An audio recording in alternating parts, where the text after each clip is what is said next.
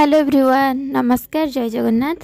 देखो पिठाटा केते सुंदर लगुच सेटा हूँ कड़ई पिठा। चलतु पिठार प्रिपेरेसन करवा गोटे दिन आगु ये मुझे जी बिरी तार डबल नहीं जाइए चाउल ये मुझे 4 ग्लास ग्लास नहीं मापिकी अरुआ चाउल आउ से 2 ग्लास नहीं जी आमर बिरी। ये सब हूँ आम ओडिशार ऑथेंटिक रेसिपी जोगुड़ा कि आउ कई पिला माने खाइबा को पसंद करूना कि बनइबा को भी कहीं पसंद करूना। तो निश्चय भिडियोटी को शेष पर्यंत देखूँ। जदि भिडियोटी भल लगुच लाइक शेयर और सब्सक्राइब कर दिंतु चैनल को। आपड़ जदि चाहिए पिठा मझे पुर भी देकी करें। आठी मु फर्मेंटेशन दे देजी गोटे टीस्पून आमर मेथी ताको मु भल से चाउल और बिरी को धोईदेली भल से 4 ରୁ 5 थर तार सब मली पा बाहरी गला मुझे दे देजी आमर जोटा एक्वागार्ड पानी पीवा पानी देकी ताकू एबे आमे राति सारा छाड़ीदेवा बतुरवाई चाउल को। चाउल और बिरी जिते भल से बतुरब आमर चाउलटा जिते भल से बतुरब पिठाटा सेते भल सॉफ्ट हम जिते पानी एब्जॉर्ब कर चाउलटा। तो ये देखो चाउल और बिरी को आम घोड़े छाड़ीदेवा। आपड़ जदि राति न बतुराऊँ 6 ରୁ 7 घंटा बतुरवाई छाड़ीदेवे। ये देखो बिरी और चाउल केमी फुली जाइए पूरा भल से बतुरिकी। आउ आमे ये जो पानीटा धोईकी देवार कारण है ये जो पानीटा आमर बतुरिकी रही से पानीटा को आमे यूज करवा बाटिला बेले फोपाड़ानी जहाँद्वारा कि आमर बैटरटा आहुरी भल से फुलिब बहुत जल्दी। ये देखो मु बाटिदेवी ग्राइंडर जार रे देकी अल्प अल्प जी आपड़ जमी बाटती चकुली आणापी सेमती ही बाटिदेवे।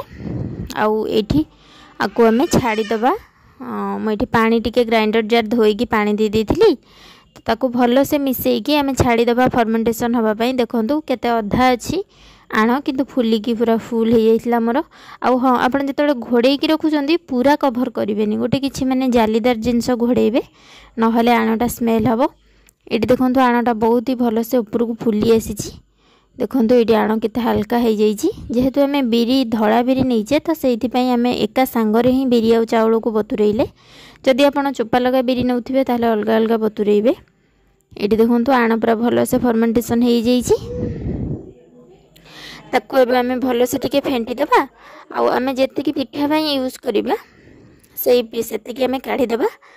काढ़ी आम बाकी तक ए लुण पड़नी लुण पड़े स्मेल हम तो से लुण पड़नी आंबिड़ा भी हो बहुत जल्दी। आपड़ फ्रिज रे स्टोर करदे जिते यूज करेंगे आणिकी लुण पकईकी यूज करेंगे। यहाँ जो आप फर्मेंटेशन रखिए बाहर रखिए फ्रिज रे रखिए फ्रिज रे रखिले यहाँ फुलबनी। तो ये मु कड़ई पिठा प्रिपेरेसन स्टार्ट करदेली जी मोर दरकार आण बाहर कर नहीं आसिली से आउ टिके पानी देकी आमर जमी चकुली आण हुए सेमती करदेली। आउ से पकईदेली स्वाद अनुसार लुण आउ एतिकी कंसाई नहीं मु आण से नहीं जाइए 2 टेबल स्पून चीनी। यहाँ टिके हल्का चीनी पड़े ना खाइबापी पूरा सॉफ्ट आ पाउरुटी परिका लगे।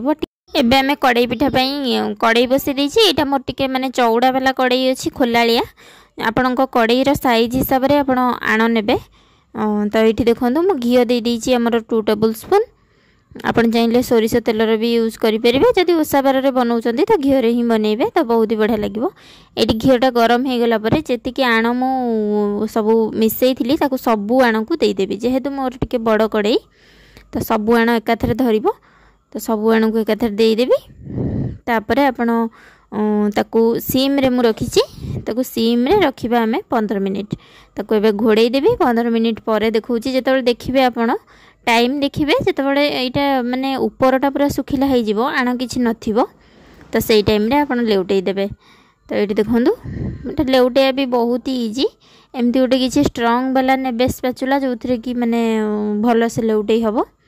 देखो आ तलपटटा केते सुंदर कलर आसी आपण पूरा परफेक्ट 15 मिनिट ही रखिए आउ सीम रे केते सुंदर कलर आसी। देखो आ पिठाटा एते सॉफ्ट होइतिला आ तापरे पुणी तलपट हमर 5 मिनिट पई रखिबा जेहेतु माने ऊपर टिके सेमती रहिले सीझा सीझा टिके पसंद नुह तो आपण जदि सेमती चाहिए रखि परिबे नहले लेउटेकी आ टिके तलपट सेकी परिबे। केते सुंदर कलर आसी आ एटा आपण खाइबे एटा हमर तो ओडिशार ऑथेंटिक रेसिपी सबू तो आप निश्चय ट्राए करेंगे आ केमिति लगिला कमेंट रे जणेबे। आ देखंतु पिठाटा केते सॉफ्ट होइछि जेहेतु हमर आणटा एते भलो से फुली थिला तो देखो पिठाटा केते सॉफ्ट हो केते आराम से कटि भी जाउची। मु आपनको काटिकी गोटे पीस देखौची, बहुत ही गरम अछि। मु पूरा माने एते एक्साइटेड है कि आपण मानकु देखेई बोली पिठाटा एते सुंदर हेइथिला।